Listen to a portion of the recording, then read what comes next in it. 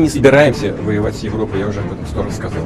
Но если Европа вдруг захочет с нами воевать и начнет, мы готовы. Ukraine যুদ্ধের অবসান নিয়ে আলোচনা করতে রাশিয়ায় রয়েছেন মার্কিন প্রেসিডেন্ট ডোনাল্ড ট্রাম্পের বিশেষ দূত স্টিভ উইটকফ এবং জামাতা জ্যারেড কুশনার। তবে স্থানীয় সময় সন্ধ্যা 6টা বাজলেও তাদের সঙ্গে বৈঠকে বসেননি রাশিয়ার প্রেসিডেন্ট ভ্লাদিমির পুতিন।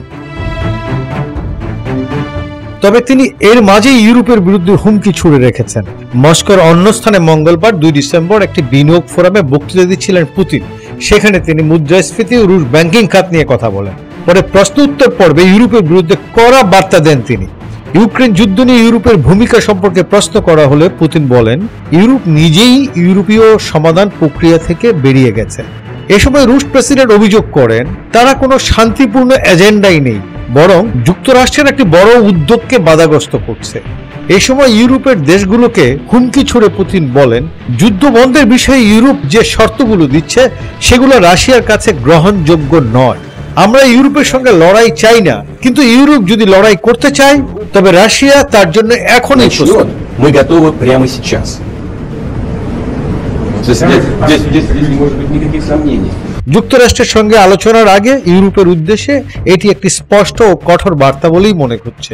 ধারণা করা হচ্ছে ভেস্তে যেতে পারে পুতিন উইটকফ আলোচনা। তবে প্রস্তাবিত এই চুক্তির আড়ালে গোপন খেলা চান না বলে জানিয়েছেন ইউক্রেনের প্রেসিডেন্ট ভলোদিমির জেলেনস্কি। ডাবলিন সফরে থাকাকালে জেলেনস্কি বলছেন, যুদ্ধ শেষ করার জন্য এখন আগের যে কোনো সময়ের চেয়ে ভালো সুযোগ তৈরি হয়েছে। পুতিনের সঙ্গে বৈঠক শেষে যুক্তরাষ্ট্রের কাছ থেকে সরাসরি বার্তা আসার প্রত্যাশা করছি। এই সময় তিনি আবারও ট্রাম্পের সঙ্গে বৈঠকে বসতে প্রস্তুত বলে জানিয়েছেন। তবে সেটি মস্কোর আলোচনার সফলতার উপর নির্ভর করবে। সূত্র দি গার্ডিয়ান, আল জাজিরা, বিবিসি। Мы не собираемся воевать с Европой, я уже об этом скоро сказал. Но если Европа вдруг захочет с нами воевать и начнет, мы готовы прямо сейчас. Здесь не может быть никаких сомнений. Мне, с сожалением, придется констатировать, что мне, собственно, придется, наверное, повториться. Они уже все рассказали, все самое лучшее, самое интересное. Но